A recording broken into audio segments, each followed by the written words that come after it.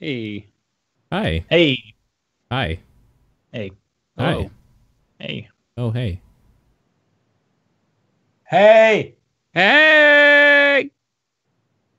I said Listen hey. to the podcast. Wake Trying. up. I'm trying to. That's in case someone like went to sleep listening to like their podcast app and then it rolled over to our episode. Scare the crap out of him, The basically. top-down Yeah. perspective is starting. Oh my god. Wake the fuck up! You might save somebody's life if they're driving to work and they're falling asleep listening to podcasts. You're welcome. That's true. Yep. Yeah, you're welcome. Exactly. John's back. Hey, I'm back. Hi. Hi, John's back. back. I'm Paul. I'm home. Thanks, dad joke. How's the trip? I got food poisoning. Oh yeah, I heard from your Twitter. Yeah. So it sucked. I literally missed half the con. What did you eat that did it, if you know? I ate food on the way to Sean's place that night. Oh. Okay. Yeah. So I got my food poisoning after we hung out. Okay, but it wasn't from. No, it wasn't anything that you guys had there. Did you even eat anything there? I had like 2 slices of pizza. Okay, so you did eat. Okay, so it wasn't the pizza. No. All right. Well, that's good. Sorry to hear that. Yeah, that sucks. Do you remember what you ate? Yeah, it was Little Caesars. I grabbed some. Wait, just you before had pizza, then you had more pizza? No, I didn't have pizza. I had their like crazy bread. Okay. I had some of their cheese breaks. I'm like, all right, I'll just snack on this because I wasn't sure if there was going to be anything Yeah. there. Sure. I wasn't sure if I was showing up late. I mean, you showed up later than most people, but that was fine. And there's like always pizza. Yeah, wasn't sure. Yeah. But no, that was the problem. It was, I got food poisoning. I was out of commission basically for New Year's Day and everything, but still had to prep for the trip. Felt fine when I got to the airport to get on the flights. Flights went fine. That's good. Got to the hotel, was fine, and then after we checked into our room, immediately my body was like, "No, you're not fine anymore." I mean, that's Man. probably the best case scenario, honestly. Like, you would not want that on the plane or like while you're trying to get to your hotel in like a taxi or whatever. Yeah, I agree. That would have sucked. So maybe it was your body just holding on until like it knew. I'm pretty sure that's what it was. Like, have you ever been like, I don't need to go to the bathroom, but then once you get home, it's like, oh wow, I need to go to the bathroom. Like my body was just waiting. Yep. Or like you're not tired until you like hit the bed, and then your body's like, that's it, you're tired now, and it's like, wow. Yep. Yeah. All the time. Sure. Yep. Did you get to go to any of the convention?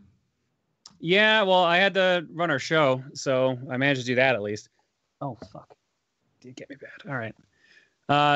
So yeah, I ran through controllers and then immediately passed out back at the room. Yeah. That's too bad. Yeah, so I missed the first day almost fully. I went down to the vendors hall to see if I was well enough to even like do the show the next day. Mm-hmm. So I did that for like half an hour, and went back up. I had to work on the show while sick, which sucked. I basically lost like my 3 or 4 days of work prep on it because that's usually what I do before I leave. Other half of the con when I was feeling better was good, but I definitely wasn't 100% because I could definitely I felt like super drained still. Mm-hmm. Okay, well, in the good part of the con, what'd you see? What'd you do? What'd you buy? Picked up a bunch of games as usual. Anything you can talk about, or are they all secret? Not really. Most of them are the cookie. A bunch of Game Boy Advance games because I'm working on beating that, or finishing that up, rather, I should say. Some Saturn stuff. Nothing really standoutish, I guess. Okay. Yeah, someone in the chat just reminded me about Game Boat. Yes, sorry, I did. I was gifted Game Boat at the con. That is an old top-down perspective joke right there. Real old. That's definitely Nathan's time, I think. Yeah, hang on a second. Are you gonna show it on cam? It's right here. So you haven't taken it out of the box? No. TSA might have actually. Oh, is it opened? Oh man, there's an air pump and everything in here. Yeah, I doubt they took it out and like blew it up or anything. Hand pump, and then Game Boat itself is the rest of the box. So for those who maybe haven't listened to the show, 6 years ago or whenever it was, Gameboat is, or you have the box there, John. Why don't you describe what Gameboat is? Gameboat is designed for Kinect adventures for the Xbox 360. Yeah, that was a Kinect game by Rare. Maybe they worked on at least one of the Kinect adventure games. No, they did Kinect Sports. That was them. Rare was Kinect Sports. Oh, really? Really? I'm gonna double check that. But anyways, keep going. Yeah, so it's literally an inflatable raft that you can stand in while playing the game. That's it. Yeah, it's a weird peripheral for this Kinect game that no one really cares about. But we used to make fun of it all the time because the weight limit on it was like 200 pounds. Well, also just because it's the dumbest thing. Yeah, it also boasts such features such as you can sit down. Okay, great. I didn't know that. You are right. They did Kinect Sports Season 2, and Kinect Sports Rivals for the Xbox One. Yep, and then they realized the Kinect was a bad idea. Yeah, I mean, if you it's the reason it's so dumb is it's essentially just the carpet underneath your feet while you're playing a Kinect game. They just sold you a carpet kind of that happens to be bulkier. But yeah, I remember it was in news. We talked about this when it was coming out. But yeah, well, I'm glad that it came back. Did the person who gave it to you, were they a top-down perspective listener, or was it just coincidence? I think she is. She had to have, because she knew about Gameboat, but we also talked about it on stream, so it might have just been double down on that, because I think we had brought it up on stream recent-ish. Oh, okay. Because one of my mods was like, "Hey, you can buy this off of Amazon right now," and I was like, "Oh no, it's only available on Amazon Italy." So I would have and they won't ship to Canada, so I have to get someone in Europe to buy it and then ship it to me that way. Oh, and we were going to ask one of our friends as a joke to do it because it was like $10. It was stupid cheap. Mm-hmm. And she surprised me with it instead. So we're at the meet and greet and she was just like, "Here, I bought this for you," and just pulled out Gameboat. I'm going to assume this was from the stream. However, if you are listening, person, and you did get this from Talk to One Perspective, please write in and let us know. That would be incredible. But I'm going to assume it's from the more recent stream. Yeah. Mention of it. How did that even come up in a stream recently? Dumb accessories. Well, I was doing a weird controller stream. Right. And then the conversation of Gameboat came up. So then I started talking about Gameboat, and that's probably why. Okay. All right. Well, you learned about Gameboat from this podcast, so it all wraps around back to this full podcast. Circle. Full circle Gameboat, baby. Yep. Okay. Oh, any other convention stories or anything you want to talk about before we do the show proper? Anything cool happen at the panels? It was probably our highest scoring round of thrown controllers we've ever done. Okay. Do people win prizes? Oh yeah, Fangamer usually does something, right? Yeah, we usually sell a bunch of Fangamer stuff, or give it away rather as prizes. What were some of the cool prizes that it was a Fangamer again, I should ask? Yeah. They weren't physically there this year. Usually they're at MAGfest. So we didn't have any shirts to give away, so we had some bags and luggage, as Emil lovingly put it, some posters, pins, keychains. Okay. And we also we had a grand prize, which was a Switch and a couple games. Whoa! Was this also from Fangamer? No. We fronted that one, or Emil did rather. Okay, that's cool. Which games? Because maybe they suck. Smash and 1-2 Switch. No. Let's Go Pikachu with the Pokeball. All right, so solid games for sure. Yeah. Because you could have been like, here's a new Switch with a copy of 1-2 Switch and ARMS. This is pick every game that has the word Switch in it, so it's just a switch of switches. Sure. Oh, and a GameCube. Oh, right, because the winner of Thrown Controllers is in the chat right now. That's a Kami of Games. Oh, he got a GameCube adapter, he's saying? Yeah, because that came with the Smash Brothers as well. Oh, the controller adapter. Yeah. I thought this was that, the AV cable adapter thing that we talked about like a couple months ago, and I was like, well, that seems extremely random. Yeah, But no, you did not mention that. they're rare, so okay. How many people were in the audience? Well, they put us in a smaller room this year because I guess they didn't realize how like that we packed our panel usually. They didn't know who they were talking to, who they had booked. No, because like it was a different, like it was a new team running the guest department this year, so they kind of screwed up. Because our Must friend have been who some usually scrubs that don't know anything about games if they don't know the Runaway guys. no, it's nothing like that. It's more a case of like we've been doing the show at that con like the past 4 years, and we've always filled the room or come extremely close. That's all the more reason they should have known. Yeah, so that's why our friend who runs like the panels department was angry because the guest department put us in a smaller room instead. Okay. And then was there actually a bigger room you could have had? Yes. Damn. Who got that room? Who was the actual celebrities? Around the time we were running the panel, it was 50 Cent. No. 50 Cent. Shot in the dark. I can never remember his last name. It's like Frank Klepacki, the guy who did all the music for Command and Conquer. Oh, okay, yeah. Okay. Did he do like a show or just like a Q&A? He did a show later. show. That was a Q&A. Yeah. Okay. Cool. During the panel was a Q&A, but later on he did a show. I watched that show on YouTube. It was pretty good. Was it deserving of the big room? Well, I don't think that's the show he's talking about. No, I'm talking about the actual music performance. He's talking about the concert, yeah. Oh. Yeah. The concert was in a smaller room than the Q&A? I can't tell if this is a bit. The concert was in the concert room, which is a different room. Okay, well, I didn't know they had a concert room. That's MAGfest stands for Music and Game Festival. It's the first word. Yeah, I'm not debating that. Okay, I'm not debating that.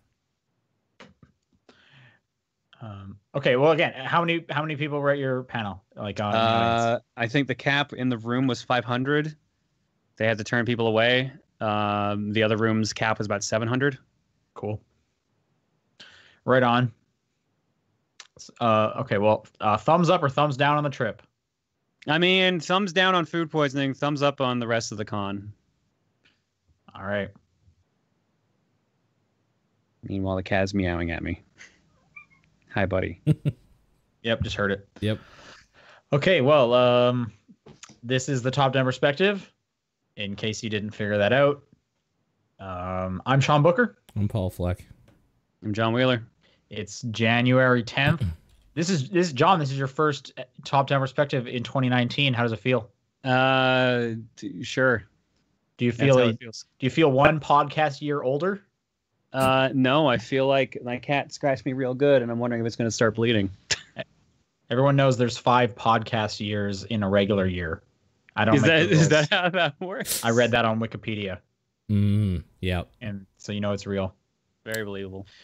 Okay, well, Paul, why don't you talk to us about what you've been playing? Yeah, it's going to be pretty quick. I continued on with Darksiders from the last time, or Darksiders 3 from when I was last playing it, trying to wrap it up.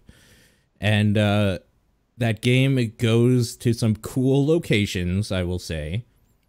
But the boss that I ended up stopping on is a fucking piece of trash, and it's the worst game design of 2018. Yeah.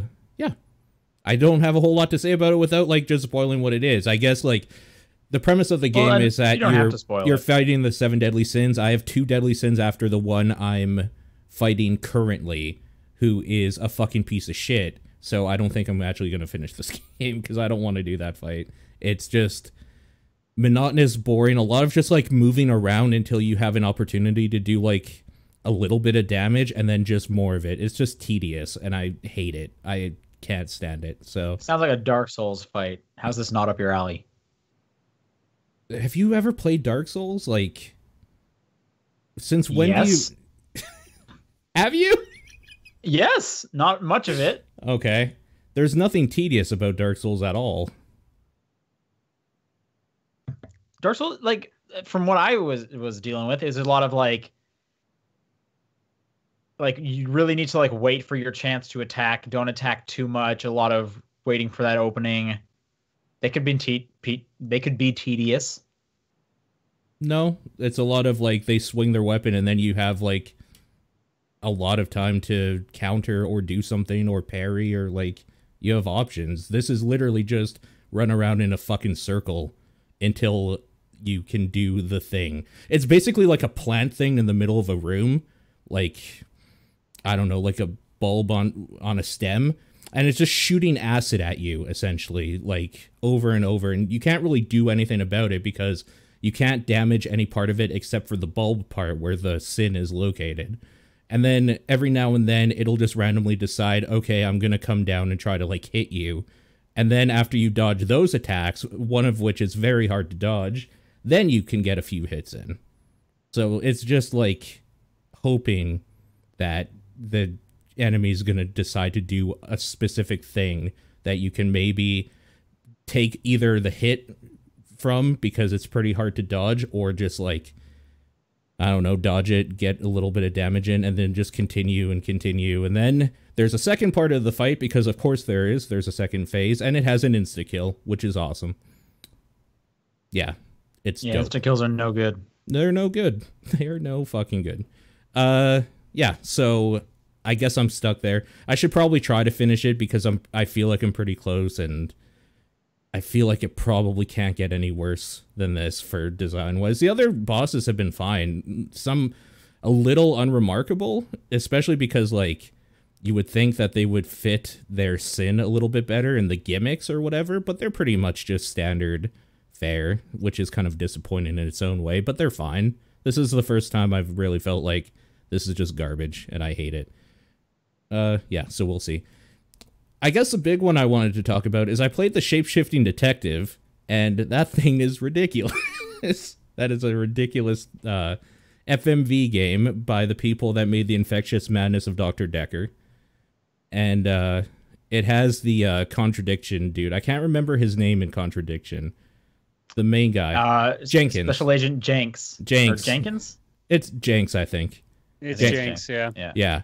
So it has him as one of the characters, and then, like, a bunch of other characters. I can't remember is it studio or publisher. It's like the Wales-based English studio or whatever. So it's a lot of those people again, and a lot of them were in Dr. Decker because, of course, they were. It's the same developer doing these. And that... So you are playing a detective who can change into any one of the characters that you've talked to, so that you can, like, find out who caused a murder and who's going to cause the next murder in this little hotel that you're in, basically. So you do this by, like, talking to them as your main detective is named Sam, and then you go to your room at the hotel and you change into another person, and then you talk to those people again as that person to get more information of them and kind of, like, put it together. And, yeah, I had issues with the ending, specifically because I didn't think it would go as quickly as it did. It felt very short, but I think the problem I had was that I missed a string somewhere along the way, and it devolved into, like, okay, I know it's one of these three people, but I just have to guess who the killer is now because we're at, like, literally the final hour. We're, like, at midnight or whatever.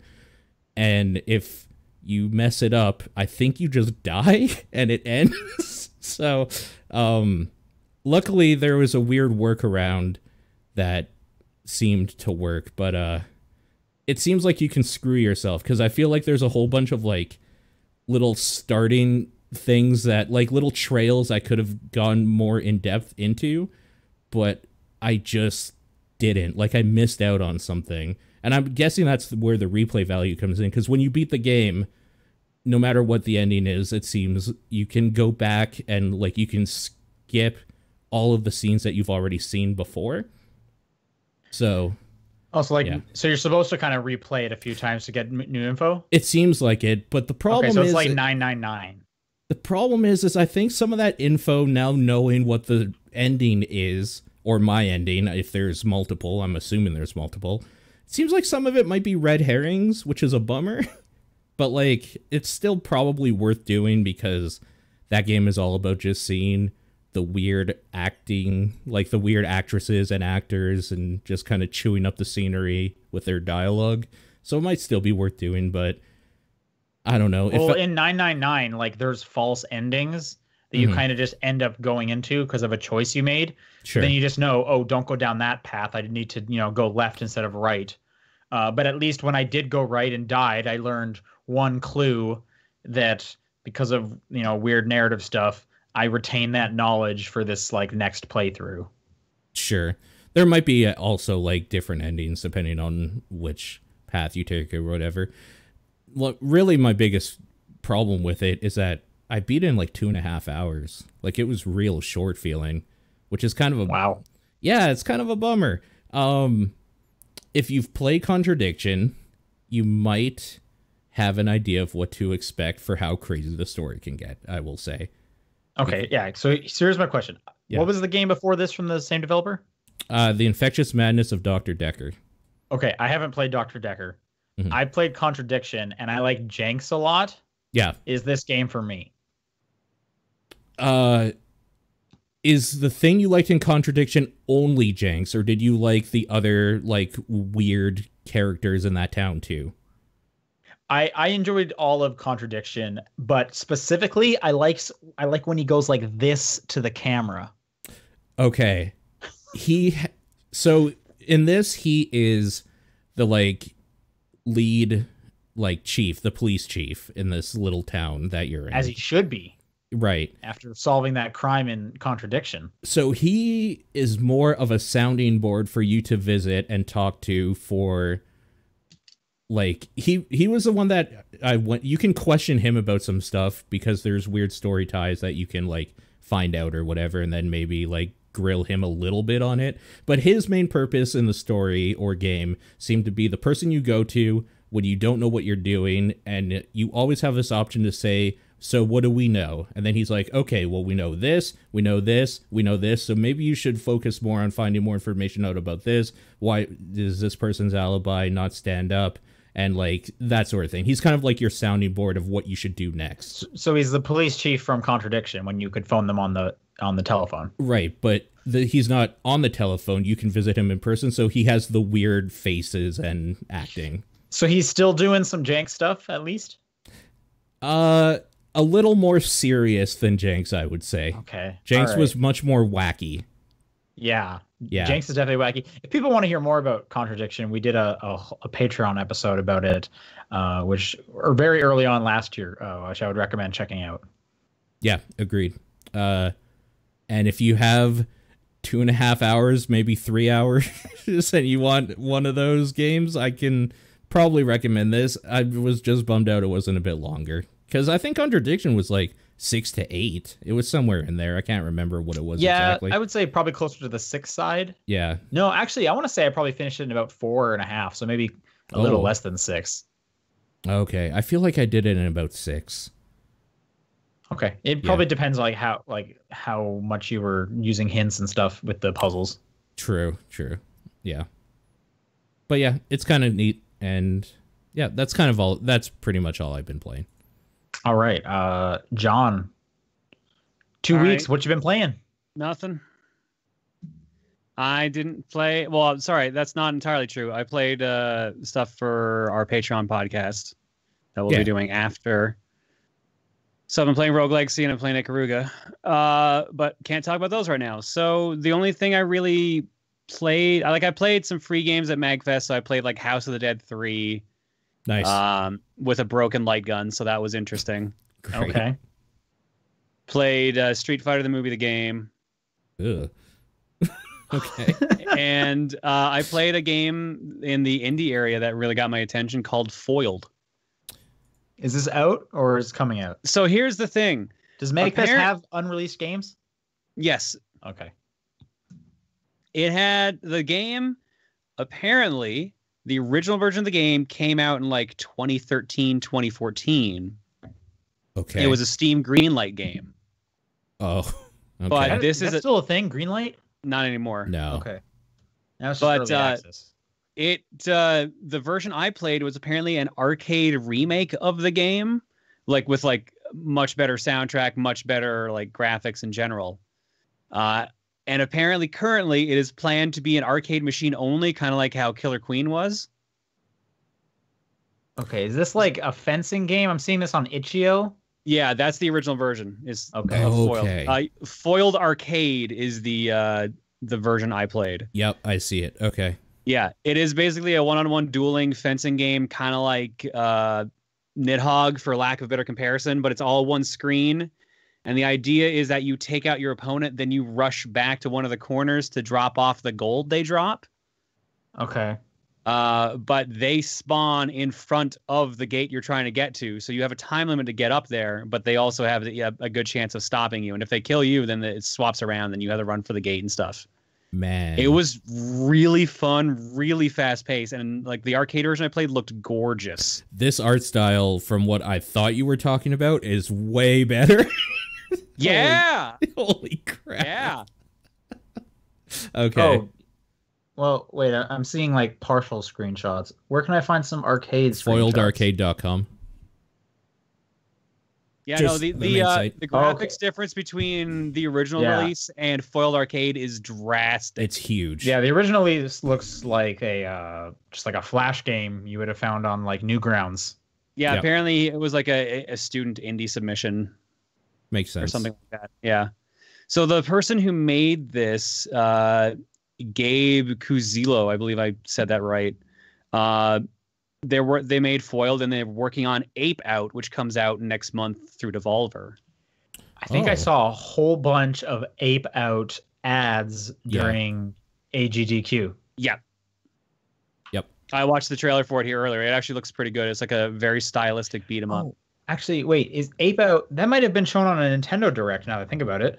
Possibly also, like Devolver Digital is on it. I believe it is. Yeah, I think this. Yeah, Switch and PC right now. Yeah, so this was shown during a Nintendo Direct. I remember seeing this right now. Yep. But no, Foiled Arcade was really fun, super fast paced. Like you had like down stomps you could do to take out people. Like there was parrying system. It flowed really smooth. I really hope the updated version gets a proper computer release with some online, because that will go places. I don't know how the original holds up, but man, did I really like that updated one. Yeah, it's got to be weird making the decision that this is only coming to arcades. Like you're gonna make such less money. Well, I mean, he's got Ape Out coming out, so he's got some money coming in. I guess I just feel like, but why would you choose that? Like, why not put this out on Steam? I'd be curious to know why they did that with Killer Queen as well. Yeah, I don't know. Probably just to see if it could work, and to kind of do like this site for Foiled Arcade says like it's being used as a beta test, basically. Mm-hmm. Which I'm hoping means eventually, like I said, it gets a release or like fleshed out more. But I mean, Killer Queen's getting a Switch version, so yeah, it's true. Or did that already come out? I forget. No, not out yet. Not yet. Okay. It also kind of reminded me a lot of Samurai Gun. If you played that, well, obviously minus the gun part, but yeah, sure. Really fun. If you get a chance to play it, I highly recommend it. It was so fun to play at MAGfest. That machine was always busy. So the machine currently, for anybody who lives in New York or the area or is able to get to it, apparently it is at Crystal Lake Bar in Williamsburg, and it seems like that's in Brooklyn. So if that means anything to you, it seems like you could probably go check it out, because that seems to be the only location currently.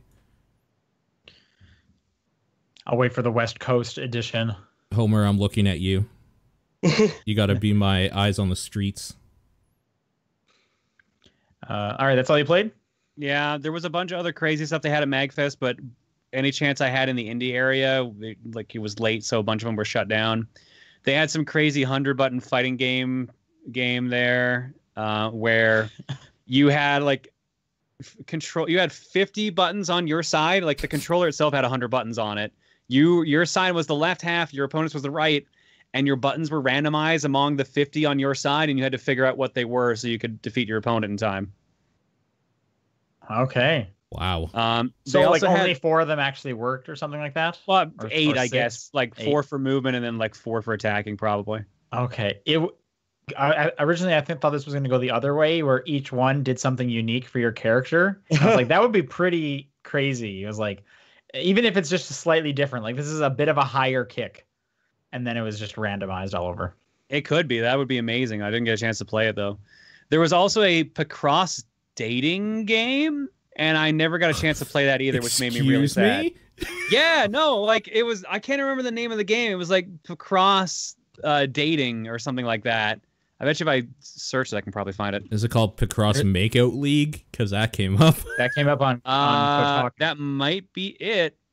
I need to see the logo to know for sure. Glass Knuckle Games by Beautiful James. Yes, this looks right. Yeah, Picross Makeout League. That looks right. It was also a Game Jam game. That makes sense. A lot of games are these days, so. In Picross Makeout League, you are Picross Girl, a superhero in training with the power to see and solve her life's problems just like Picross puzzles. Solve puzzles, romance your fellow puzzle-themed superheroes, and maybe even save the day. This is a comedy romance adventure for people who want to solve Picross puzzles and also date puzzles. Seriously, you can date a giant puzzle piece. Yeah, it's coming out in March, it says. Oh, thank God. Right, all right, cool. I'm in. Paul, did you ever finish the Konami one? I'm at 95%. Oh God, yeah, I'm actually like 0.2 behind you. I'm at like 94.8, but I have all the timed ones done. So all I had to do, I literally just had to sit down and do the remaining puzzles. Oh really? You did all the timed ones first? I think I'm actually ahead of you because I realized I think I have less than 20 puzzles left. Holy shit. Yeah, no. So the funny thing is, it replaces the button for the boss ones with the word stop. Mm-hmm. Yeah, I'm at 96.6, and I have no timed puzzles left, just normal puzzles. I just haven't sat down and done them. It does the same for the other ones. It puts stop on all three except for the boss one when those are done. So nice. I started playing this game. Sean, what have you been playing? Yeah, I'm at 8.8%. So watch out, guys. All right. I'm assuming based on how you're talking, the main menu will change, or I'll get access to different kinds of puzzles. Because right now, like, it's not hard to increase my percentage. I hit one of the 4 buttons and go. That's it. Yeah, no, it's just they eventually start going up in difficulty. Oh, okay. And then the boss puzzle with the button in the bottom right has a timer on it that basically every 3 hours you can do one of them. Yeah, that's what I have now. Okay, well, when you guys are saying timed puzzle, I thought maybe you meant like it was counting down, which would make it hard. Because right now, you play the game and it counts up. It doesn't count down. Sean, I found out what the new mode is that they added, that they patched in. What is it? It's an expert mode when you get 100%. Oh, God. Okay. So what does expert mode mean? It means you can't use X's. What? Why? Because you got to be an expert, man. Yeah. That's stupid. Do you guys play with the auto X turned on? Yes. No. So I've done both, and I don't know how I feel about it. Part of me is like, yeah, auto X seems like it's cheap. I need to make the decision in my head. Oh, this should be an X now. And so that's how I started it. And then I realized, every single time that I realized like, oh, these should be X's, the game already did that for me. And it's like, okay, well, that's fine. You can auto exit for me. Auto exit is only when you finish the line, right? Yeah. Yeah, when it's like that's sure. Like my favorite feature of that game. Yeah, so I have it turned on. I wish there was a left-handed mode. I'm shocked it doesn't have a left-handed mode. That seems insane to me. Because as someone who plays this on the train, I often need to switch arms when I'm like holding on to the railing or whatever. Sure. And sometimes I want to play with my left hand. No, everything's on the right side. How hard is it to just make everything slide over to the left a little bit? But anyway, how are they monetizing this? There's no ads. Right? I have no idea. There is ads. What are you talking about? Where's the ads? For their own stuff. It's really, that's it. They're advertising their own games. Where's the ads? I can't tell if you're being serious. They're everywhere. You mean the pictures you're making? No. Like when you're sitting on the main menu, at the bottom bar will turn into like an ad for a Konami game, and every time you solve a puzzle, if you wait long enough on that screen, it loads up a Konami ad. Okay, maybe because I'm not waiting long enough. Because like at the moment, no ad on the bottom of my screen, And Weird. why would I just sit on the clear screen for a while? But, It's like not like I need by to- sit on the clear screen, I mean like 3 seconds. So Oh, not for me, because I've definitely been like, "Whoa, look So- at this cool treasure chest." I'm gonna read one sentence about the treasure. I don't get that. I don't think So, I've ever at seen the bottom that. of mine, that's for Castlevania there. If I go into it here. Just the whole franchise itself. No, for Yeah. that Sean, for that click, re-release they did.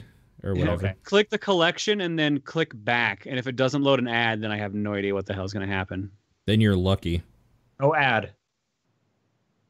Maybe they just Weird. don't have them on I don't know if you can iOS. see it, sorry.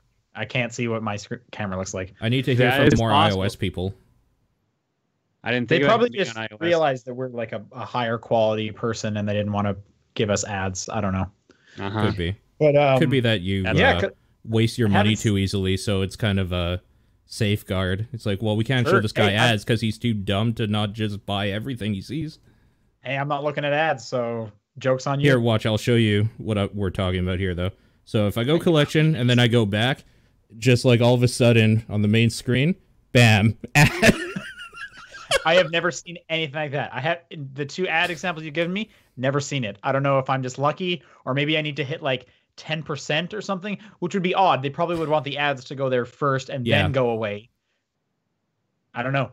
It might be an Weird. iOS thing. I'd like somebody that actually has played it on iOS to maybe give their experience. I'd like to know that. That's interesting. I played it on iOS. I'm happy to give you my experience. I'm enjoying it. I'm glad to I'm hear. at 8.8%. Yeah. I plan to keep playing it. I It's wish good. they had a left-handed mode. It does seem weird that there isn't just like a thing you can like push with your like left thumb for it to just slide over a little bit. You're right. That is weird. Never considered it. Yep. And I'm not even left-handed and I want a left-handed mode, but anyways. Yeah. Yeah, cool game. And again, the fact that I'm not seeing ads, I'm like, why is this so good? It's Yeah. Konami. Like, you're not even trying to feed me ads. The thing is that Sorry. even if you did, they're their own ads. So I don't know what they're doing. That's also weird. Like, yeah, I don't get it. Yeah. I mean, it's like it's extra weird because it's Konami, right? Yeah, totally. All right, continuing with the puzzle train, I've been playing a bunch of Tetris Effect. I beat Journey mode. Okay. Nice. Just on normal because expert is ridiculous. Yep.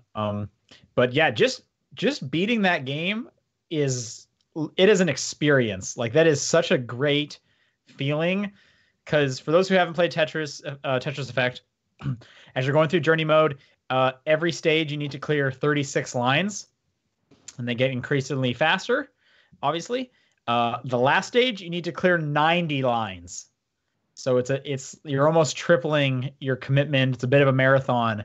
But when you do it, like when it finished, I was like, holy shit, I have been in the zone for like 15 solid minutes. Just like I knew exactly where everything needed to go. It was it has been a while since I've been so like locked to like, don't even talk to me. I am so focused on this game right now. That was just really cool. That was a really cool moment. I enjoyed that quite a bit. Cool. VR is cool. It is cool just kind of being in it. I like it. Again, I think I prefer outside of VR just because I have a really nice TV with my surround sound. Mhm. I turn the surround sound off if I'm doing VR because they're just a little out of sync, which messes me up. Yeah. Whereas if I'm doing it without VR, I can have my subwoofer going, and then the screen obviously looks way nicer because the headset is not 4K, but my screen is. So yeah, I prefer outside of VR. But VR is a cool experience if you have the opportunity to try it out. I would recommend that. Cool. That's a cool game. I enjoy playing that game. I throw it on every couple days just to play a few levels of it. John, the weekly challenges are only Saturday. Is that right? I'm pretty sure. I that sucks. I hate that. I wish they were like week long and then they just changed each week. I think not only are they like Saturday only, I think they're like early Saturdays, like afternoon. Yeah, that's such a weird time because at least do it like Saturday evening when I might be home. I'm usually out doing stuff during the day on a Saturday because I have the day to myself. I have some free time. Here we go. I'll get you the exact answer here. Yeah, Saturdays only. Does it have the time? I'm trying to find that. These threads I'm looking at don't list the time because it's like based on your time zone. 12 to 12 in other countries, or if it's the same for everyone. 12 p.m. Saturday, 12 p.m. Sunday. So I guess it's a 24-hour period. Okay, that's not too bad then. Based on UTC though, which I believe is crap, it's been a bit. That's GT. That's -7, I think. So I think that's 5 a.m. to 5 p.m. No, 5 a.m. to 5 a.m. Sorry. Yeah. Okay. Well, that's nice to know that there's a 24-hour period there. I still wish it was just like I haven't played one. What are they? Have you done one? I've done one. Yeah. What is it? Like what was the one you did? They wanted you to do specific modes. It was the combo one, you know, where you have to keep making combo pieces without dropping anything. It was like 3 modes that they had there in the relax playlist, and each time you did them and got a high score, you got points to put towards the ritual. And when you got enough points, like, or when all the players got enough points, it unlocked something. And then each time you did one of those, it unlocked a new avatar for you, randomized. And if you got an avatar you already had, you just got an extra experience instead. Okay. How do I play the Game Boy level? Gotta be level 50. Oh, God. Okay, I remember us talking about that now. I'm like 12 or something like that. I stopped playing when I was at about 19. Have you beaten Journey Mode, though? Yeah. Okay. What's your, like, go-to if you're going to play it again? Skin? Well, just, like, mode. Oh, probably marathon mode or some of the other stuff they have there. I like mystery mode a lot, but it also is one of the most headache-inducing modes of them all. Okay, I did see mystery mode. I kind of just went back into Journey on expert and started playing that and died in like the second stage. Yeah, that sounds about right. Because it ramps up a lot, but that's a cool game. I like that quite a bit. All right, that's it for what we've been playing. Let's do some news. Yeah. Okay, it looks like we have a bunch of Discord stuff or your stuff, Paul. A bunch of Discord stuff and a lot of release stuff, basically. Catherine Classic came out on PC. Weird timing because Full Bodied is on its way. No, they said that's why. It's because the remake treatment for PS4 and PS Vita, they wanted to give PC people a way to experience Catherine. Oh, is Full Bodied not coming to PC? Apparently not, according to this article. Because when I first saw that, I was like, this seems kind of shitty. Like, don't buy this game. The better one's coming. But if they're not getting anything, then I guess, pick this one up. Did you say Full Bodied was coming to Vita? It says here, the remake treatment on PS4 and PS Vita. Wow. Who's buying that on Vita? No idea, man. Someone in Japan, right? Yep, it's due February 14th in Japan. So probably right, Valentine's Day. Did the first one come out on Valentine's Day? That sounds familiar. No, I think it came out in summer. So never mind. I think the more exciting thing is that the PR rep from Sega said, "We hope to have more exciting news to share from Sega/Atlas in regards to publishing on the PC in the future." So that's just led to speculation that, well, PR is saying that we're hoping to get some rights probably done so that we can release other Atlas stuff on PC. And that's interesting to me. Also, sure, Catherine was fine, and this is a way you can play it on PC now. I'm getting mixed signals about whether it's 60 FPS locked or 30 FPS locked or not, because people are saying that it says it's FPS unlocked, but then they're saying, yeah, but in reality, that's only for the menus. For the actual gameplay, it's still locked at 30, which makes sense because Japanese developers, especially like ports onto PC from games of that era, especially Japanese games, are like never basically unlocked at 30 because they break the way they were coded. So I don't know. I'd kind of like information about that. If people could like hit me up with actual like, I have the game and I can tell you for sure, that would be appreciated because I keep getting mixed responses about it. Catherine is great. Mm-hmm. I love that game. It was a good game. Dragon's Dogma, Dark Arisen is coming to the Switch. Yeah, this was from Discord. I like Dragon's Dogma, so sure. Is there only one Dragon's Dogma? Is this the one, or is there multiple? I do believe that this is the like full experience version of Dragon's Dogma. Okay. I've heard good things about that game. Never played it. I wonder how it holds up. We'll see. Yep. Okay, this next one, I thought we already knew about this, but Final Fantasy X, 10-2, and 12 are coming to Switch and Xbox One. Wasn't this announced a while ago? Like it was in a direct, I thought. Yeah, like the December direct, I believe, or November direct. Maybe the date is I the think news it might here? be the date. Yeah. Date is the news, yeah. All right, so it's coming in April. April 16th for XX2, and then 12, the Zodiac Age, on April 30th. I thought a bunch of the other Final Fantasy games were supposed to be coming to Switch as well. Like, wasn't the whole thing like everything except for 8 was on its way? Yes.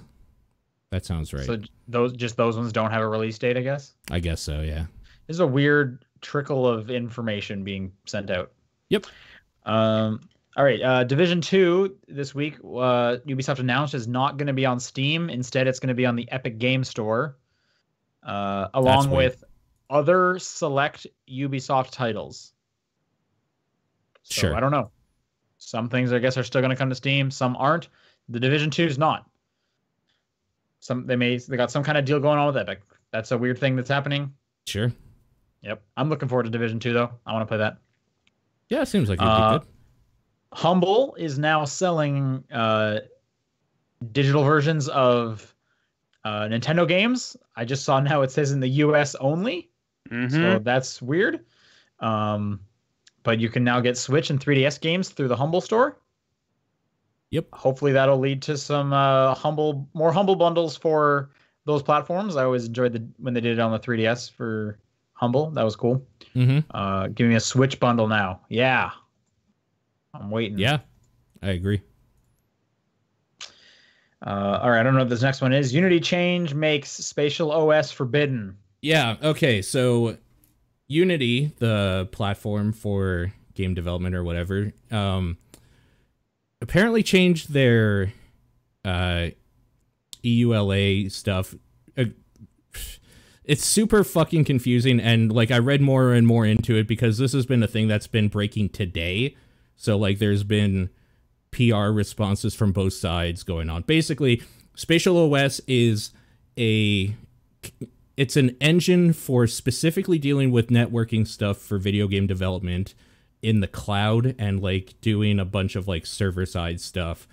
Unity, obviously, is a game engine that you can use for, like, everything else or whatnot, including your own online stuff if you code it in. Spatial OS is just kind of like a plugin thing. Basically, when this change happened in December, Unity said to the company that does Spatial, like, you have not gotten back to us about, like, our partnership agreement and, like, this isn't working out, so you need to, like, tell your people to stop because we're gonna cut you off. And then Spatial fucking just ignored them, apparently. And then when they cut them off, when Unity cut them off, they got all Spatial OS people got all in a hissy fit about all these game devs are going to be screwed or whatever, and we sold all this stuff, and then made it sound like Unity was being real shitty about this stuff. And then Unity's like, no, we specifically told you that anybody using your stuff and through Unity currently and like are currently that already are using it and are currently making stuff will be fine and we'll work with them. We're, like, cutting you guys off or whatever. And then Spatial's like, oh, well, sorry, I guess there's miscommunications. It's like a big, just stupid, it seemed like a partnership thing wasn't being worked out properly, and one company just started spewing a bunch of shit, which scared a bunch of devs that are working with them. It sounds like Unity is going to do everything that they can, though, to work it out so that those people that are in the middle of giant projects and, like, putting their livelihoods at stake will not be completely fucked. So that's good. And I don't know what the hell the Spatial OS people are doing. So yeah, it's weird. It's like it was a whole bunch of drama all fucking day for basically just like a couple hours ago just being like, oh, I guess it was a miscommunication. It was the thing. Yeah. All right. Yeah. This last bit of news is probably the biggest news. This broke today. Bungie has split ties with Activision, and they will be self-publishing Destiny going forward, making Bungie a indie studio, which is pretty crazy. Yeah. So Activision, who used to publish Destiny, Bungie was the developer. They obviously did Destiny 1 and 2 along with all the DLC.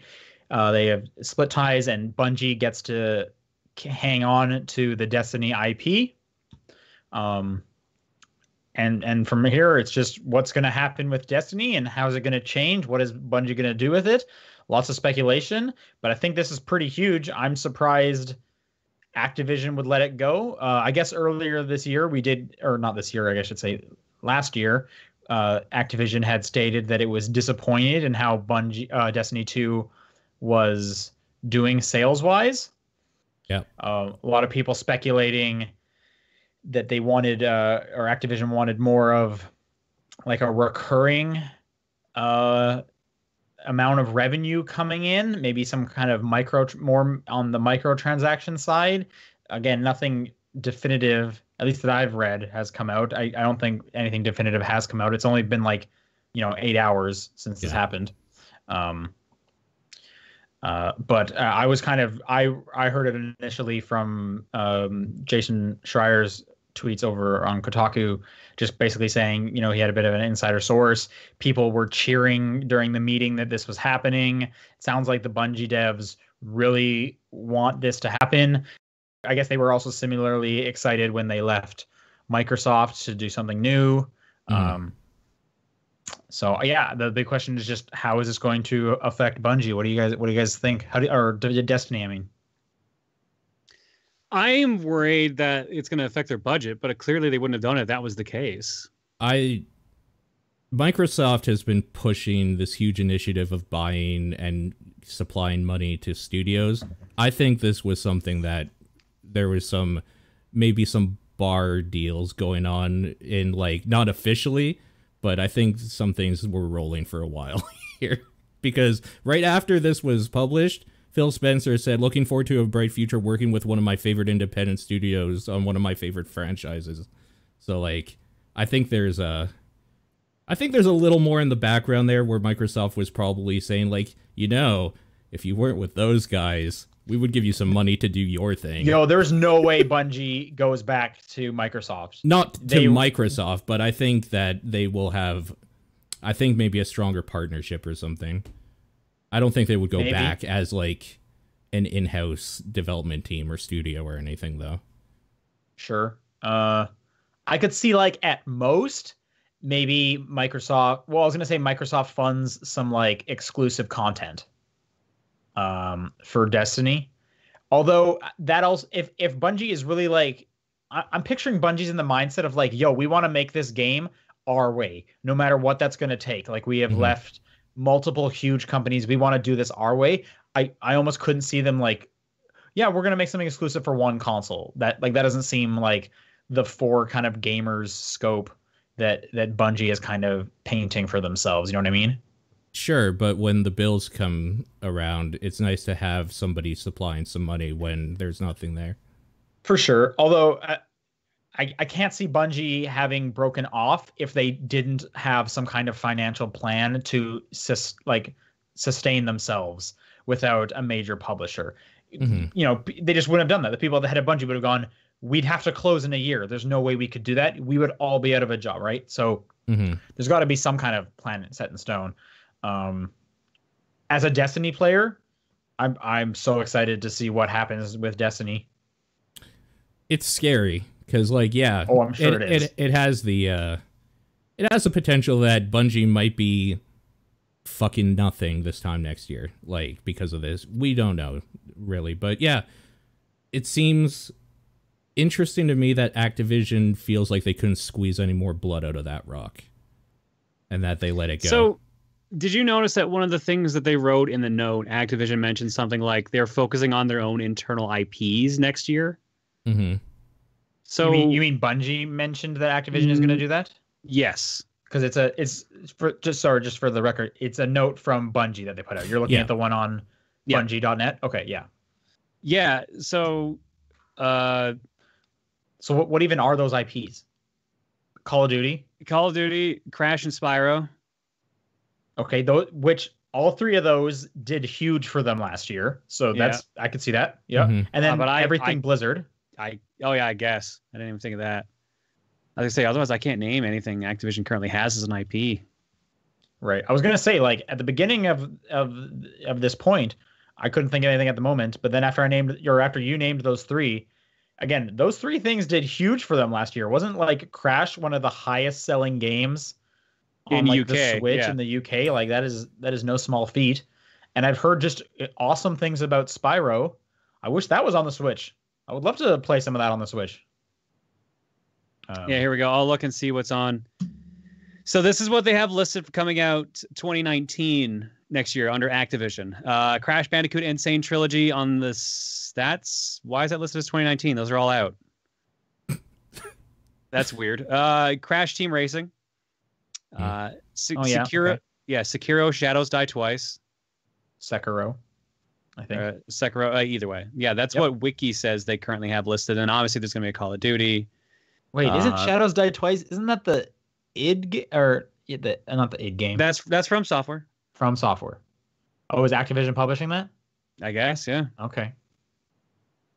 Okay. I'm gonna go into conspiracy mode for a second here, because Blizzard has been kind of falling apart with the old guard changing out. A lot of like the old Blizzard people leaving or just like kind of retiring or whatever. Sure. What if Activision is making moves to buy out Blizzard completely and absorb them? Because Blizzard's in the worst states it's ever been in history currently. Is it? Yeah, it is. Currently. Okay. It's not like in a bad state, but it's easily not the powerhouse it used to be. I mean, like they got Overwatch League, like they seem like they're doing okay. Heroes of the Storm, that one Heroes just of the died. Storm tank. People absolutely hate the new WoW expansion, like more than usual. Okay. StarCraft has nowhere else to go. Diablo mobile game coming. That caused a fucking shitstorm they didn't know how to deal with. Yeah. Well, I'm enjoying Diablo 3 on Switch. I can say that. You're gonna save the company, Sean. You're gonna do it. Yeah, even though I got it on a price error. This is all just like me speculating, but what if like Bungie sees the way the tide's turning and they're like, you know what? Fuck this. We're not doing this shit. Fuck this. Let's go make Destiny. I hearing that they had similar feelings towards like Microsoft with Halo and then wanting to do their own thing. I have a feeling it's just like they just kind of got tired of being told how they need to be making their games or monetizing their games. I doubt it was more just like, this is clearly a sinking ship. We got to get out of here. No, not sinking ship. I think they just don't want to be in that same position where they're getting too comfortable. And there'll be the moment where it's like, well, Destiny... Well, that's just it. I don't think they were in a position where they were comfortable. It sounds like they were being like harassed from up above about like, look, it's not bringing in the money that we expect it to. Whereas they're like, we are totally happy with the way our fans are looking at Destiny. And there was just some like miscommunication there that neither side was willing to say, this is how it needs to be done. Yeah, perhaps. Yeah. Again, this is all, my speculation as well. It's obviously, it obviously wasn't doing the numbers that Activision wants. Exactly, Activision would not have let it go like otherwise. Yeah. So I think that's the key thing is if Destiny was in a spot where Activision was totally happy with it, Activision would not have let Destiny or Bungie leave. No. They own them. Yeah. So they would have been like, no thanks. This is bringing in plenty of money for us. You guys keep doing what you're doing and we'll make sure we can support that. Mm-hmm. But they were probably both in a sense where it's like, look, neither of us are happy with this. Yeah. Why don't we just cut ties here? But I'm more surprised that Activision let them retain the IP than anything else. That's really, I really think Activision doesn't see money in it anymore. That's a good point, because I could see Activision being like, we'll just put like one of our 9 Call of Duty companies on here, making like essentially map packs. Like we know how to do this with Call of Duty. Oh, Raven. Yours is just a space shooter. Raven, what happened? Oh, Hey, what man, happened, buddy? I like Raven Software. If you put Raven Software on a franchise I like, I'd be happy with that. Although I like Bungie on, I'm not saying I want Bungie off of Destiny. I'm just saying I would be more than happy if Raven got to leave Call of Duty maps and do something else. They deserve more, and I want more Lost references in my video games. That's what I'm trying to say here. Right. Makes sense. That is a good point, why they let them keep it. I wonder if it was just like a gentleman's agreement. Like, hey, we're just going to part ways. Here we go. I wonder if there was like a buyout process. I'm expecting Activision buyout. Yeah, maybe. Yeah. There's a book to be written about Bungie and what they've gone through that I would love to read one day in the future. Yeah, there's definitely a story there that I'm sure neither side will ever say. At least sober. So, sure. Yeah. Anyways, yeah, that's huge. And again, I can't wait to see what happens with Destiny. I hope it doesn't just like slowly die. Like, I hope they don't realize this isn't working and they have to they have to just stop Destiny and start working on something else for a different publisher. Because Destiny's a fun game. I'm still playing Destiny 2, working through all that content. I wonder what they would do. Like, I'm sure they have a plan. I'm just weird. Maybe just find another publishing studio to tie on. Well, at the moment they said we're going to be self-publishing Destiny. That's basically all they've said for their future. So, All right, let's do some questions. topdownperspective@gmail.com is the email address to send questions in. Otherwise, you can do it on Twitter @TDP Podcast, the Facebook group, the Discord channel, or John's P.O. Box. I will read this first one. Trust is hard from Micaiah. Sorry. Trust is hard to gain, easy to lose, and harder to reclaim. What would it take for you to truly trust that EA has your best interests at heart? They don't. They're a company. Their best interest is to their stockholders and to get money. I know they don't have my best interest at heart. That's a good point. Yep. And that's fine. But okay, so we know that. But what would it take? They would have to not be EA. Like, they would have to just not be a giant megacorp, because I don't believe any megacorp has people like me in their best interest. And like, it doesn't matter. Our like relationship is, if you make a product I like, I will purchase it, and that's that. I don't need anything else. Do you have an example of a it doesn't necessarily have to be for games, but a company where you do like trust that they have your best interest? Whether it's an indie dev, whether it's a bigger company, games or otherwise. Yeah, there probably is. I'd have to mull that one over a little bit. All right. Well, while you're doing that, John, what would it take for you to trust EA? Time. So time doing what though? Like let's say they put the foot in the right direction. What is that direction looking like? I mean, I don't know, to be honest. Like, it's weird, because I'm thinking about it, and I'm thinking, well, maybe if they started doing single-player games again, I would feel like they're trying to do more consumer-friendly stuff, like more single-player stuff that's not monetized to hell. But that's like a fine line to walk already, so I don't know. I think that's one of the more recent things that people got upset about with them. So I'll just say that's probably part of it. Yeah, I think for myself, obviously microtransactions is an easy answer. Because I'm just trying to think, like, why don't I trust EA? And it's I think it's mostly the only property I was super into was Mass Effect, and because they killed Mass Effect, which was a single player game. There was a time when I would say I think BioWare legitimately had, like, maybe not my interest necessarily, but the interest of like what they were doing and like putting effort into like their art, right? And I think that died with EA. So that's probably still kind of a non-answer. Although my problems, like I didn't hate Andromeda because of any kind of microtransaction issues. No. They added microtransactions into Mass Effect 3, and it was pretty like ignorable. Like I didn't care. I enjoyed the multiplayer. I just didn't participate in the microtransactions. Sure. I guess what I don't like about EA is that they forced Andromeda to come out when it needed to. Well, they also made a different BioWare company to even do that. So like I feel like that was like the C team they made. Yeah. Was that not Edmonton? No, that was Montreal. Oh, okay.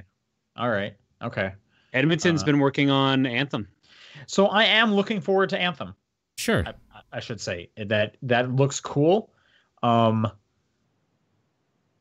trying to think, like, I guess if the story in Anthem sucks, or if the gameplay loop is not good, then I would default back to like this was rushed in some way, and then I might blame EA for that. And it's hard to even tell if that was EA's rushing people, or if the developer, if BioWare themselves was like, look, if we don't put this out, we're turning, like, we lose power tomorrow. We need some money coming in. You know what I mean? Yeah. I feel like the discussion we're having is less like what can EA do to win us back, more like, wow, EA's done a lot of shit.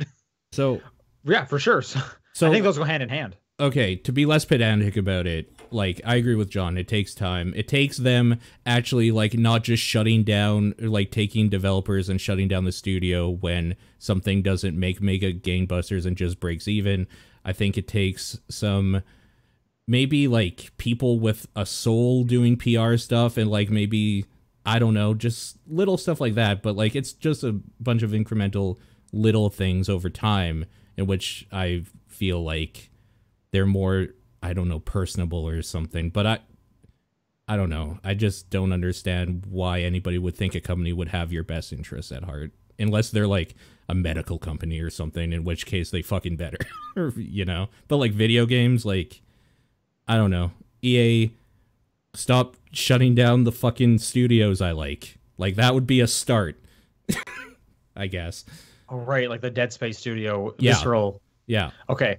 All right. Here's my easy answer. This is how I can get trust in EA again. Oh, God. If All right. Titanfall 3 is good. Have they announced that? But Titanfall 1 and 2 were good. No, but I'm saying, and after that, they bought Respawn, and I'm very worried with what that means for Titanfall. So if Titanfall 3 can come out and be good, then okay, EA, I'm listening. Like, you didn't screw it over. So there's my easy answer. Yeah. I thought you were going to say if you got Burnout Paradise 2 or something. That would definitely win me over. They put out Remastered. It's true. Okay. Second question from Micaiah. Is there a major company out there who does not make video games who you would not trust if they tried to seriously enter the market? Not counting companies who are foolish enough to make adaptations of movies, TV shows, Japanese animation on their own, no matter how many they make. I don't fully understand that last part, but like, okay, Walmart. I don't think Walmart would make a good game. I don't think McDonald's would make it. Like, I don't understand this question, I guess. I don't think McDonald's make a good game, but I know Burger King can make 3 good games. That's true. You're right. I feel like this question is spawning from like talks of Amazon getting into streaming gaming again. So like Amazon working on a system basically. Okay, sure. Honestly, with Lumberyard, like they put a lot of time into development. I would probably trust Amazon. They also have a movie company that has put out some like seriously good movies. So like I think Amazon has the money. They can do it. Amazon definitely has the money. If not just Jeff Bezos or whatever himself, like, for getting Amazon. Yeah. Topical. I don't really want to get into that, but yeah. I mean, he's got a lot more free time probably now. One less distraction. Anyway. Wow. I certainly hope we're talking about the same thing because, yeah. Anyway. Okay.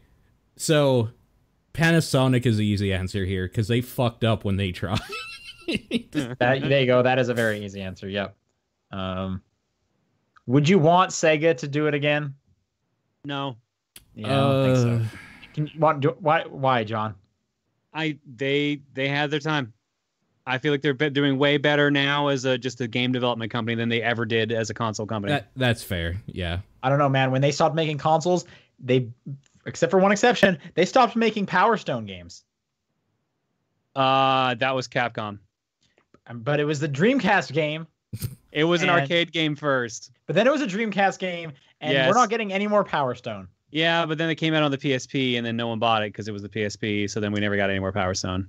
Well, I meant like a new one, because I bought the one on PSP. I understand Power Stone's relevance. Anyway. Other companies you would not trust. I don't trust Atari, and they're trying to put out a console. Yeah. They are trying to put out a console. Did you guys hear about Insanely Mad, or the Project Cars developers? They're coming out with like some kind of console that can do VR. Did you guys hear about this? Yeah. No. I think the company's called Insanely Mad. Hang on. Project Cars. Honestly, it's probably just going to be like a Steam box. Slightly Mad Studios. That's what the company, and they are coming out with some kind of console-like thing. This was announced this week. Oh, yeah, the Mad Box. I should have remembered that. The Mad Box. All right. Reveals the details of the new issue. It's supposed to work with all VR headsets. I'm assuming not the PlayStation one. I don't trust this company to make a console. Honestly, at this point, how does somebody even enter this game? Like, you have to basically be an Amazon, right? I feel like no one should try, if that makes sense. Like, I feel like the big three barely make ends meet sometimes. Sure. Like that's the reason everyone's gone games as service so much. Yeah. Adding on to that, I feel like, excluding Nintendo, because they're always just doing like whatever. Yeah. The other two are like getting closer and closer to not putting out a box and just streaming everything. Yeah. So now seems like the worst time to put out a box. Like, just wait until it's cheap, and all you need to worry about is the software. Well, that's why Amazon's looking into like a streaming service. That's the talk about them doing that. Especially because they could integrate with Twitch so seamlessly too on their back end. Like, it would actually be disgusting. They could probably pull it off, honestly. If there's one company, it's probably Amazon that could pull it off. Maybe Google? Just because they have so much money, they could also throw just money at things until it works. And also, they control... I don't think Google's ever going to do that, nor should they. They control information, though. They control most of the SEO on the internet. Being thrown around. Yeah, Apple tries half the time with like their TV service, trying to do stuff like that, and I feel like that never really gains any traction. Yeah. Okay, so I was thinking of Netflix. Uh-huh. Because they already got the streaming down. They already have Minecraft or whatever on there. They already have Minecraft story mode. Yeah, they're doing Telltale games now. This was probably... Oh, man, this must have been like 6 years ago or something. Netflix had announced a game version of themselves where they would mail you games. Do you remember that? It had a different name. Gamefly, right? No, it's not Gamefly. It was through Netflix. It was just they had a different name. Oh. What was that? Do you remember what that was called? No.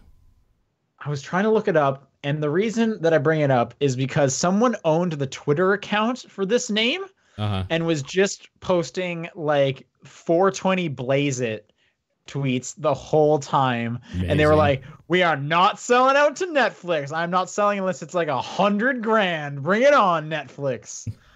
I really wish I remember what the name of that was. If someone in the chat remembers this, please tell me. Someone in the chat also mentions that we forgot Soulja Boy, so it's actually the Big Four. Oh my god. Soulja Boy dropped his store though because he didn't want to get sued by Nintendo. Okay. Yeah. Question is though, would you trust Soulja Boy to get in the game? No. God, no. Okay. I barely trust Soulja Boy to speak English. Whoa. All right. And third question from Micaiah, which is totally unrelated. Okay. How many extra lives do you think it would take to get an average American citizen to 100 years old 100% of the time? How about Canadian? Don't want to say human in general because that's probably too broad a topic.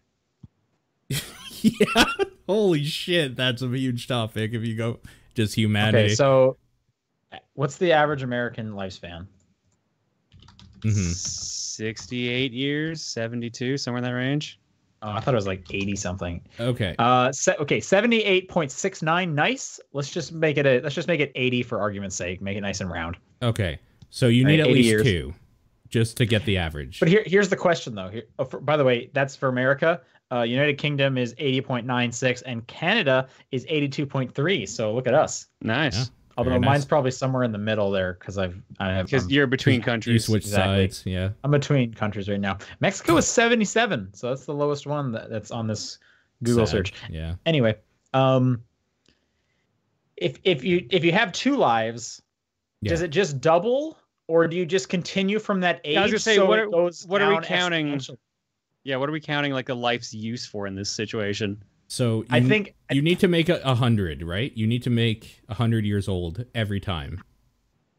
Okay, here's what I think the stipulation should be. Tell me if you guys think this is wrong. Okay. I think a life is not just a set number of years, because otherwise the answer would be 2. I think it's basically whatever killed you at 80, that's just erased. Life 2 starts, and now you just need to continue for as long as you can until, you break your hip a second time or whatever. Well, you catch cancer a second time. I was gonna say, like, what happens if it's cancer? What happens if it's a heart attack, etc. Well, that's what I think the stipulation should be. If you don't think so, Oh my god.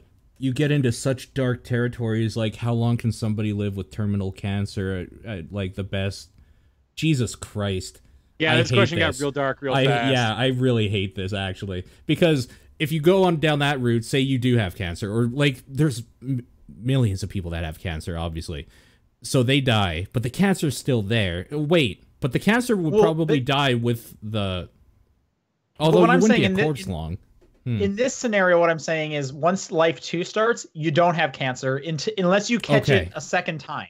Like I'm just saying, whatever kills you is erased. Life 2 begins, but now you're 80 in one day or whatever. Okay, now we're gonna get into this weird philosophical idea that if people know that they have a second chance, they're gonna do stupider shit. Like people that weren't smoking before are probably gonna start smoking now because they know all their sins are gonna be erased after they die the first time. So taking that into account, I think you need to add at least 2 to 3 more on top of the first 2 for just the age. So we're looking probably at 5 minimum just to deal with people being dumbasses. Okay, but let's say, for this scenario, you don't know about this until it happens for whatever reason, just in this hypothetical scenario. So, and in this hypothetical scenario, nobody ever, like, memories are wiped. Nobody ever says. Just whatever. Just no one's going YOLO at this, right? Like, okay. So it's just like, it just kind of happens. And we, as the gods creating this world, just know he's on life 2. I'm going to say, I think 4 or 5 was a good one. I think 4 or 5. You're not going to make another 80 years. No. I think you're going to hit maybe like 10 and then 5, 2, 1. Like you're going to be such an old person. Yeah. That like the wind is going to be a struggle. If you're looking into the bare minimum, I think you still need 2 for sure, just because of age or whatever, just to beat the average. And then I think you need at least 1 for the times when you do something incredibly fucking stupid, like run a red light because you're going to be late for work or something and get hit by a truck. Like because that's just what happens when you're human. You do dumb shit and you sometimes don't walk away from it. There is an element of Darwinism in here for sure. Like, but some the question are going is, to use more lives than not. The average American citizen to 100 years old 100% of the time. I think you could, at minimum, look at 3, but I would probably push for 5 if possible. What do you think, John? I think this question is extremely stupid and this conversation has gone off the rails. Yes. Do you have an answer, though? It has to be a numeric value. Oh, my God. Oh, my God. I think, honestly, it's going to be 20. I think it's gonna get to a point when you get to around 80 that you basically need 1 per year at best. Okay, all right. I didn't consider that. I think we can all agree though. That whatever the number we decide on, whether it's 5 or 20, Canada is -1, right? Like they're gonna live a bit longer, right? That's what I'm putting it at. 4 or 19, depending on which methodology we're going with. Only if I can donate that one to like some terrible place, like the Sudan or something. Then well, sure. In this world, like it's 100% of the time, so everyone's always going to make it, right? Mm-hmm. It just might take you more lives, whatever that means. Sure. I don't know, you have to get another tattoo with a number on your arm, whatever. Anyway. Sure. I'll take the Paul, next you want one. to take this next one? Yeah. From Sarcasm. What is a game that you overall really like, but has one bad part that sticks out in your memory above anything else? To provide a personal example / help with understanding the question. Also, thank you for help understanding the question. Sometimes we need that. My most distinct memory of TDP favorite Ghost Trick Phantom Detective is an level combining stealth level and an escort mission, two of my least favorite things in video games rather than the story or anything else.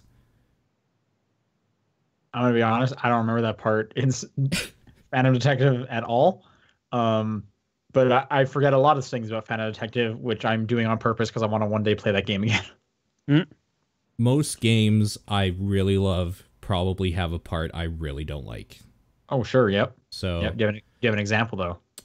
I mean, yeah, just off the top of my head, Resident Evil 7 has the boat part is fucking garbage. I really liked... Oh my god, I can't remember the subtitle. Legend of Zelda Twilight Princess. I really hated the winter area, the snowy area, and the ice block puzzles, like, a lot. I really didn't like the underwater stuff in Ocarina of Time, that water temple. In just, like, every game? No. Darksiders 3 water level was fucking dope, actually. Wow, okay, yeah. All right. There you go. It was real good. So, yeah, it's like one of those things where name a game that I really like, and I can probably tell you a part I didn't like for that much. That's true. I mean, nothing's perfect, right? Sure. I'm going to say I really like Asura's Wrath. The part where you play it is my least favorite part of that game. It's not very good. Sure. I know what you're getting at. Yeah. Yep. That's more of a watch this game kind of game. Mm-hmm. Anything come to mind, John? No. Okay. Would you like to take this next one? Sorry, I was still thinking of that other question. Yeah, sure. From Cube Master 666. So me and a friend are trying to start a gaming podcast, and I'm trying to begin streaming. What recommendations would you have for someone who is just starting to produce content, and how should we spread the word to get people to tune in? You should have given us a link to shout out on here, first of all. No, you shouldn't have. They haven't started yet. That's the thing. Also, I mean, that's the thing. Don't send us links. We're not shouting everything out. No, but like, you should do it. Is the thing. You should just do it. What? No, you shouldn't. I just don't want everyone sending us links. No, what? Sean doesn't want competition. No, I don't. No, it's not. No. Forget the links thing. He's saying we're trying to start a podcast. Why are you trying to start it? Just fucking start it and then see where it goes from there. Like, you need to start it first. Yeah, that if just you don't has like to happen. It, stop. It just has to happen first, and then you can tweak as you need. I would say get used to like not having an audience for a while, because I'm sure tons of people have to deal with that, unless you can get viral in some way or something. I would say try and find a niche that not a lot of other people are doing, so make something unique about yours. That's something I didn't do we didn't do with Top Down Perspective, because we just wanted to talk about games and whatever. I don't know. Any tips for starting streaming, John? You're the bigger of the streamers here. You can do most of the stuff you want to do for streaming for free, because there's a free streaming software. There's free like audio mixers and stuff like that. The only things you really need to get is a microphone, and if you want a capture card for consoles, but that you don't even need to do that right away because of emulators and Steam games and stuff. But yeah, same kind of deal. Like, just do it, and if you don't enjoy it, don't keep chasing it. Why keep doing something you don't like? Yep. Yeah. We should say some of the free software though. Audacity is good for audio. We use it for the podcast. Yeah, for audio recording. OBS is free streaming software. So I use XSplit, which is paid, but I believe you can use the basic version of that. But That's what OBS I would was. be Anytime I stream is OBS. yeah, That's the OBS would times be I a do. better recommendation for starting. It's what I use for this. Like, we're using OBS right now, so. For virtual audio cables, so you can like mix around your audio and certain things like that. I use Voice Meter Banana, which is Donateware. Mm-hmm. Right. Trying to think of what else, but yeah, those are like the basic things you'd start with, basically. I mean, that gets you a lot. There's a lot you can do with all that stuff. I don't even use Voice Meter Banana. I have enough with the rest, so that's a good starting spot. Yeah, I think the thing is just be consistent. If you have some kind of schedule set up, then people can kind of like work you into their schedule, so they know, like for us, I got to be free Thursdays or Fridays, whatever we're currently doing, because I want to watch the show. Or I know personally with podcasts, I really like when the publish schedule is similar, because then it kind of turns into like every Monday morning is this podcast time, and I look forward to that kind of stuff and whatnot. And then it just helps with like the routine, because if you're just doing it like whenever, it can be hard to justify like got to do another episode, because you don't really have to justify doing it because it's whenever. So I would recommend just kind of trying to be consistent with it. But yeah, the key thing is like if you're not having fun with it, don't do it. Or make sure it's going to be something fun. Like when you're planning this out, make sure it's something that could last long term if you wanted it to, because you enjoy it so much. That's the nice thing about this podcast being so laid back, is it's just basically us chatting with a bit of structure thrown in there to actually make it a show. But for the most part, it's just like, I want to hear what these guys are playing this week, and I want to talk about what I've been playing. And it's just catching up. Word. I think it's me for the last one. Press L2P. Since tomorrow is the Game of the Year podcast, I'm curious to hear what some of your favorite movies of 2018 were. Spider-Verse was my favorite movie of the year. I think I saw only 3 movies that came out this year. Avengers. Avengers, Deadpool 2, and Black Panther. Okay. Wow. Would you recommend all 3 of those? Yeah, they were all good. Why do you hate DC so much, man? Aquaman came out during Christmas. That's when I don't go to theaters. I haven't seen Spider-Verse either. You should see Spider-Verse, man. I've been here. Well, Reese is sick from the con right now, so we can't go to the movie theater. Okay. So we got to wait for that to get better and hope that I don't get it as well. Because if that's the case, then it's going to be out of theaters before we get a chance to see it. I tweeted my top 10 list. There we go. I'll just run through a few of the top ones. Avengers is up there. Spider-Verse. I was also a big fan of Sorry to Bother You and Searching. There you go. Some non-superhero stuff. I have the whole top 10 if you want to just look on my Twitter. All right, that's it for questions this week. If you want to send in questions for next week, it's topdownperspective@gmail.com, at TDP Podcast on Twitter, the Facebook group, the Discord channel, and John's P.O. Box. What's your games of the week? I guess Foiled. I'm going to go Tetris Effect. Shapeshifting Detective. All right. As John mentioned earlier, we are doing a Rogue Legacy podcast right after this. So if you're a $5 backer, you can listen live for that. Otherwise, all of our $2 backers can get access to that, most likely tomorrow. Yeah. Also, also you'll have to do it through Patreon, by the way. We don't like post a link on Twitter or anything, just for people that might be new to that, since we lowered it. Right. Also, tomorrow we're doing our Game of the Year show. Hooray! So come back here basically around the same time for even longer, because we're going to go down our lists. We're going to go down the community list. I'm excited. 2018's done. We got lots of games to celebrate and talk about, and some ones to talk about that were bad and stuff like that. And it'll be a good time. It'll be a big meaty podcast. So come back here tomorrow, same time, same place.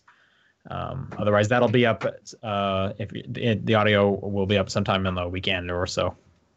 Yeah. All right. See you guys next week. Bye.